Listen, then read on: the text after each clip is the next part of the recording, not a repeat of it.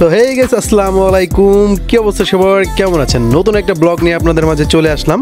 দেখেন, আমরা ফার্স্টে কিন্তু গিয়েছিলাম আমরা ধানমন্ডিতে যাওয়ার পরে বুফে খাওয়ার প্ল্যান ছিল, কিন্তু আগে থেকেই তুফান দেখছি, পরে বুফে খাবো রাত্রে। এটাই কিন্তু আমাদের মোস্ট প্ল্যান ছিল। ফার্স্টে ঢুকেই কিন্তু আমরা মিনিটে ভরে দেখছি যে কোথায় কি কি আছে, কি আইটেম আছে, এইগুলা কিন্তু আর কি দেখছি। এখানে প্রায় 200+ আইটেম কিন্তু অ্যাভেলেবল আছে খাবার জন্য, 200+ আইটেম। ঠিক আছে, আমরা সাধারণত ক্যাফেরিওতে যাই, ক্যাফেরিওতে কিন্তু 1000 টাকা, মানে 1000 টাকায় অনেক ভালো, মোটামুটি অনেক ভালো আমাদের জন্য, আমাদের যে লেভেল আছে সেটার জন্য কিন্তু পারফেক্ট। এই 1000 টাকা বুফেটাই মাস্ট। কিন্তু আমরা এটা গিয়েছিলাম, 4 জন গিয়েছি। এটা লাগছে হলো আপনার প্রায় ব্যাট ট্যাক্স সহ সামথিং এরকম কিছু লাগছে। এগুলো ফার্স্টে আমি দেখতেছিলাম কি কি আইটেম এখানে আছে। ফিশ ফিঙ্গার, ফিশ ফ্রাই, অনেক ধরনের আইটেম ছিল, যা একটা একটা করে আপনি যদি দেখাই তাহলে আপনি প্রায় 1 ঘন্টার ভিডিও হবে যদি একটা করেও দেখাই। মানে আমার যে পছন্দের আইটেমগুলো আছে ওইগুলো একটু আর কি দেখালাম। চিকেন ছিল, চিকেনের আর কি লেগ পিসটা, অনলি লেগ পিস, বাইরের কোনো অংশ নাই, অনলি লেগ পিসটাই ছিল।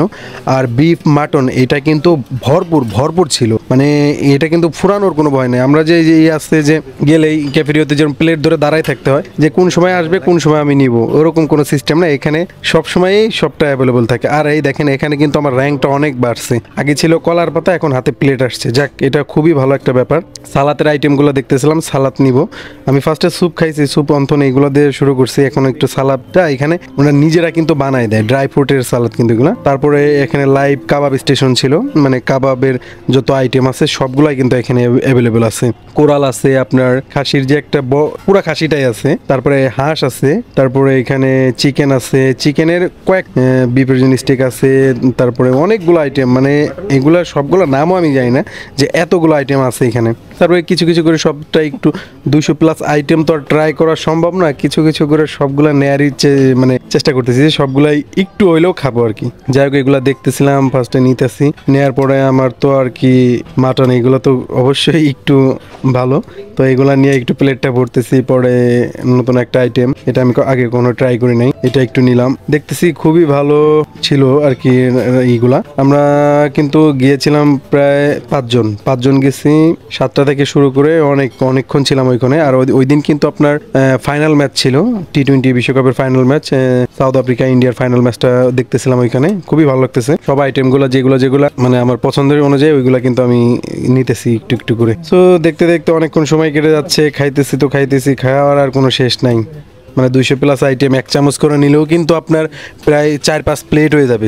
সবগুলো একটু নেওয়ার চেষ্টা করতেছি যে কোন আইটেমটা কত সুন্দর, সেগুলো একটু খাবো। সো এখান থেকে আমরা এই যে আমার দেখি আমার বন্ধু ছিল, ও একটু দেখতেছে যে কোন ড্রাই ফ্রুটগুলো একসাথেই নেওয়া যায়। ড্রাই ফ্রুটের সালাদটা কিন্তু খুবই সুন্দর। আর এখানে কিন্তু ফ্রুট ছিল অনেক রকমের, আম, আপেল, তারপরে ড্রাগন ফল, সব কিছুই ছিল আর কি।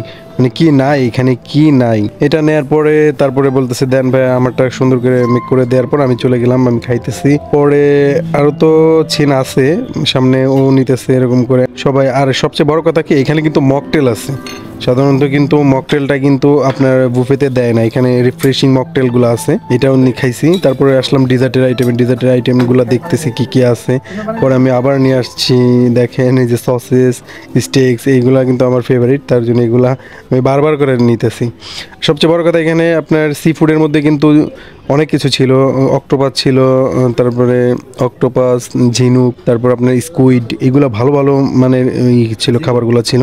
স্যুপ ছিল প্রায় 5-6 রকমের স্যুপ, না 5-6 রকমের, 4-5 রকমের স্যুপ ছিল আর কি। যাই হোক, ওইগুলো আমি একটা খাইছি, তো থাই স্যুপটাই আমার ফেভারিট, তো সো থাই স্যুপটাই খাওয়া হয়েছে, অন্য কোনোগুলো খাওয়া হয় নাই। সো এইগুলাই দেখতেছিলাম। নেয়ার পরে এই যে ও নিতেছে, চিংড়ি ছিল কিন্তু ভালো চিংড়ি, ভালো বড় চিংড়ি, বড় সাইজের গুলা। মানে খাওয়ার তো আর কোনো শেষ নাই, কতক্ষণ খাওয়া যায় দেখেন।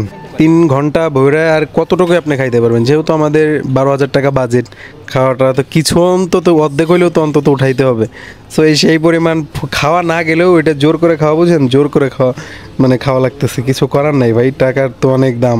তো এখানে রেস্ট নিতেছে খাওয়ার পরে, কিন্তু 2 জন বড় ভাই ছিল, ওনারা কিন্তু খাওয়ার পর রেস্ট নিতেছে যে আবার খাবো। লাস্ট একটা খ্যাপ আছে, মানে লাস্টে যেটা আছে ওইটা আবার খাবো। এই যে ঝিনুক ছিল এখানে, স্কুইড ছিল, কোরাল ছিল, মানে সবকিছু খাওয়া দাওয়া শেষ। পরে আমরা নিছি হলো আর কি সি ফুডগুলো আগে খেলে ভালো হয়। যাই হোক, খাওয়ার তো কোনো আর সিরিয়াল মেনটেন করে কোনো খাওয়া কিছু খাওয়া যায় নাকি, খাইছি একটা যেটা মনে চায় ওইটাই খাইছি আর কি। তারপরে এই যে বড় ভাই খাইতেছে, বড় ভাই দুইজন ছিল আমাদের খাওয়ার পরেও অনেকক্ষণ ট্রাই করার পর চলে আসলাম। যদি ভিডিওটা ভালো লেগে থাকে অবশ্যই লাইক কমেন্ট শেয়ার করে আমাদের পাশে থাকবেন। আর এমআর গালিব চ্যালেঞ্জ আমাদের নতুন পেজ, এই পেজটাকে ফলো করে রাখবেন। ধন্যবাদ সবাইকে, ভালো থাকবেন। নেক্সট কোনো ভিডিওতে আবার দেখা হচ্ছে। বাই বাই, থ্যাংক ইউ সবাইকে। আমি রাব্বি আগে এক প্লেট দাদার আর এক বুথ দাদা কিন্তু বাইক কি শেষ ফেল নাকি প্রচুর খাওয়া দাওয়া হয়েছে ক্যাব সুশি ক্র্যাব চিংড়ি কাঁকড়াতে ট্রাই করে খেতে দে খেতে দে